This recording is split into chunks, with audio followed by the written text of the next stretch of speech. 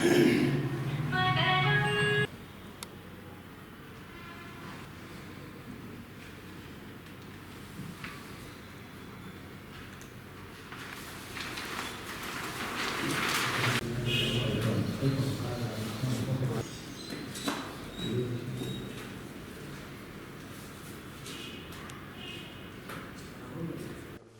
నమస్కారం. నా పేరు బయ్యారవి. నెల్లూరు జిల్లా ఆర్ఎస్ఎస్ సంఘచాలకులుగా నా బాధ్యత. ఈరోజు ఇక్కడ సమావేశం అయ్యేదానికి ముఖ్య కారణం ఏంటంటే అఖిల భారత విద్యార్థి పరిషత్ ఏబీవీపీ ఆధ్వర్యంలో చాలా కార్యక్రమాలు జరుగుతూ ఉంటాయి. దేశ నాయకుల గురించి వాళ్ళ యొక్క జయంతి కార్యక్రమాలు కావచ్చు, అదేవిధంగా మన యొక్క హిందూ సంస్కృతిని కాపాడిన నాయకుల్ని స్మరించుకుంటూ చాలా కార్యక్రమాలు చేస్తూ ఉంటారు.